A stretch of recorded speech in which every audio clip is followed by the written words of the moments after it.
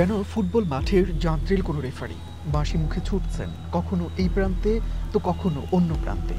চারদিকে ফাউলের ছড়াছড়ি, রেফারি কিংবা নিয়মের কোনো তোয়াক্কা নাই। সবাই ছুটছে কার আগে কে গোল দেবে। বলছি ট্রাফিক পুলিশের কথা। ঢাকার রাস্তার অসহায় রেফারি, চলন্ত গাড়ির সামনে দাঁড়িয়ে গাড়ি আটকানো, হাতের ইশারায় সিগন্যাল সামলানো, সব যেন ট্রাফিক পুলিশেরই দায়। অথচ স্বয়ংক্রিয় সিগন্যাল ব্যবস্থাতেই ছিল এর দারুণ সমাধান। কিন্তু এত বছরেও সেই অভ্যাসটা রপ্ত করা গেল না।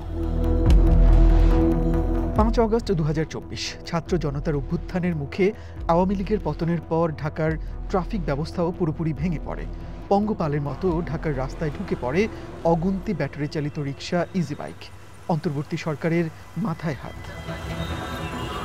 এই অবস্থায় বাংলাদেশ প্রকৌশল বিশ্ববিদ্যালয় বুয়েটের দুজন গণপরিবহন বিশেষজ্ঞের শরণাপন্ন হন প্রধান উপদেষ্টা ডক্টর মোহাম্মদ ইউনূস।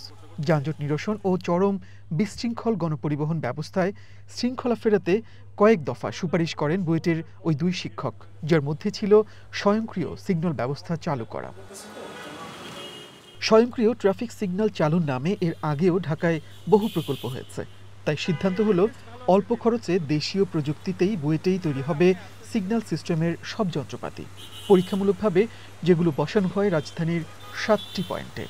সেই প্রেক্ষাপটে আসলে সিগন্যালিং সিস্টেমের কথাটা আসছে। তখন উনি আমাদেরকে বলল যে আপনারা যেহেতু বিশ্ববিদ্যালয়ে পড়াচ্ছেন, আপনারা আপনাদের ছাত্র নিয়ে গবেষণা করে দেশীয় প্রযুক্তিতে, এবং ওনার একটা শর্ত ছিল যে বাইরে থেকে কিছু আনা যাবে না। উনি আসলে ভালো মতন এটা জানেন যে বিগত ২০ বছরে আমরা বিভিন্ন সময় এই স্মার্ট সিগন্যালিং সিস্টেম, কৃত্রিম বুদ্ধিমত্তা, এআই এ কথা বলে অনেক প্রযুক্তি নিয়ে আসা হয়েছে এবং পিছিয়ে ২৫০-৩০০ কোটি টাকারও খরচ হয়েছে, কিন্তু কার্যত এটা আমরা চালাতে পারিনি। গেল কয়েক মাস ধরে পাইলট প্রকল্প আকারে গুরুত্বপূর্ণ এই পয়েন্টগুলোতে চলছে স্বয়ংক্রিয় সিগন্যাল সিস্টেম। এই সিস্টেমে ট্রাফিক পুলিশ বক্সে বসানো কন্ট্রোল রুম থেকে একজন কন্ট্রোলার সিগন্যালের সময় নিয়ন্ত্রণ করেন। সড়কে গাড়ির চাপ অনুযায়ী সিগন্যালের সময় বাড়ানো কিংবা কমানো যায়। পথচারীদের পারাপারের জন্য আছে আলাদা সিগন্যাল ব্যবস্থা। একবিংশ শতাব্দীতে হাতের ইশারা দিয়ে আপনার যানবাহন অপারেট করবে, এটা সড়কের সাথে বেমানান। আফ্রিকার অনেক দেশ আছে আমি জানি যাদের পার ক্যাপিটাল জিডিপি আমাদের অর্ধেক, সেসব দেশেও তো সিগন্যাল চলে, তাহলে আমরা কেন চালাতে পারবো না? সেই বিবেচনায় আমরা এটা ডুয়াল মডেলিতে রেখেছি, অর্থাৎ আপনার এটা যেমন অটোমেটিক মোডেও চলবে এবং একটা বাটন আছে, যে বাটন খুবই একটা সিম্পল বাটন, সেখানে পুশ করলে এটা আসলে ম্যানুয়াল মোডে চলে যায়। তখন আপনি ভিতর থেকে কমান্ডটা দিতে পারবেন যে কোন দিকে আপনি সবুজ দিতে যাচ্ছেন বা কোন দিকে আপনি লাল বাতি দিয়ে যানবাহনের সারিকে থামিয়ে রাখতে যাচ্ছেন। তবে ইন্টারকন্টিনেন্টাল মোড়, বাংলা মোটর, কারওয়ান বাজার ও ফার্মগেট পয়েন্টে ট্রাফিক সিগন্যাল এখনও পুরোপুরি স্বয়ংক্রিয় হয়নি। সব আয়োজন থাকার পরও এসব পয়েন্টে এখনও ট্রাফিক পুলিশের হাতের ইশারাতেই চলছে সিগন্যাল ব্যবস্থা। সবাই তো আর এটা সভ্য না, বাট সভ্য আনার জন্য এই প্রজেক্টটা সবাই যদি ফলো করে হয়তো কার্যক্রম হবে, বাট কার্যক্রমের মাঝে আছে। ভিআইপি কিংবা ভিভিআইপি মুভমেন্টের সময় স্বয়ংক্রিয় সিগন্যাল ব্যবস্থা বন্ধ রাখা হয়।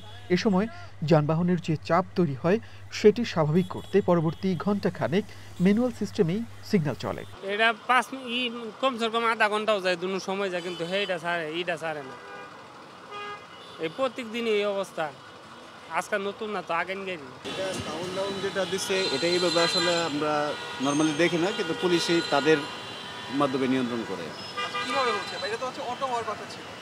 অটো হওয়ার কথা ছিল, কিন্তু ওই যে যানজট অতিরিক্ত হওয়ার কারণে বা ওই যে এই টাইম অনুযায়ী আসলে মিলাইতে পারে না ওনারা, যে কারণে ওনাদের মতো ওনারা ইয়ে করে। আবার মাঝে মধ্যে এটা হয়। অটো হইলে ধরেন এদিকে যদি গাড়ি কম থাকে আমরা অটোভাবে চলে যেতে পারলাম, বা যদি বেশি থাকলে ওরা দাঁড়াই থাকলে দাঁড়িয়ে পরে যখন শুকনো চালো তখন গেল।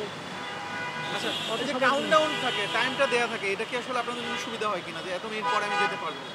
ওটা টাইমটা আসলে একটি হিসাবে সুবিধা আমাদের, কারণ হয়েছে যে আপনার এত সেকেন্ড হইলে আমরা যাইতে পারবো।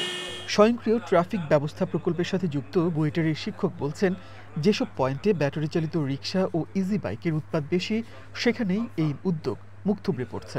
আবার কোথাও কোথাও অভ্যস্ততার কারণে ট্রাফিক পুলিশ হাতের ইশারাতেই সিগন্যাল চালাচ্ছেন। আমরা যেমন অভ্যস্ত করতে চাচ্ছি চালক, যাত্রী, পথচারীকে, একই সাথে ট্রাফিক পুলিশকে অভ্যস্ত হতে হবে। আমাদের বাতি দিয়েই আসলে অপারেট করতে হবে। আপনি ম্যানুয়ালি অপারেট করেন, কিন্তু হাতের ইশারায় না। কন্ট্রোল রুম থেকে আমার মেসেজ যাবে বা আমি এখান থেকে সিগন্যাল পাঠাবো, সেইভাবে আপনাকে বাতি দিয়ে অপারেট করতে হবে, যাতে করে একেবারেই আমি যেটা বারবারই বলছি যে যারা চালক আছে তারা যদি আসলে বুঝতে পারে যে পুরোটাই লাইট দিয়ে অপারেট হচ্ছে, একটা স্বয়ংক্রিয় সিস্টেম, এবং এটার যে বেনিফিট আমি বললাম মানসিক প্রশান্তি বা শব্দ দূষণ বা সড়কে শৃঙ্খলা আনার যে বিষয়টা, তারা যদি বুঝতে পারেন ধীরে ধীরে দেখবেন যে মানুষের মধ্যে মেনে চলার একটা দুর্দান্ত সংস্কৃতি তৈরি হয়েছে। তবে ফার্মগেট থেকে সামনে এগুলোই ভিন্ন চিত্র, নিয়মের কড়াকড়ি। বিজয় সরণি প্রধান উপদেষ্টার কার্যালয়, জাহাঙ্গীর গেট, এসব পয়েন্টে স্বয়ংক্রিয় পদ্ধতিতেই চলছে ট্রাফিক সিগন্যাল। বিষয়টা এমন যে ক্ষেত্র বিশেষে আমরা আইন মানি, ক্ষেত্র বিশেষে ভাঙি। পরিকল্পনা অনুযায়ী পরবর্তী ধাপে মহাখালী হয়ে বিমানবন্দর সড়কের সব পয়েন্টে দেশীয় প্রযুক্তির স্বয়ংক্রিয় এই ট্রাফিক সিগন্যাল ব্যবস্থা চালু করার কথা। তবে যাদের জন্য এই আয়োজন, সে চালকরা কি আদৌ এই সিস্টেম মানবেন? ঢাকার সড়কে কি আদৌ শৃঙ্খলা ফিরবে? মনির মিল্লাত, ওয়ান নিউজ, ঢাকা।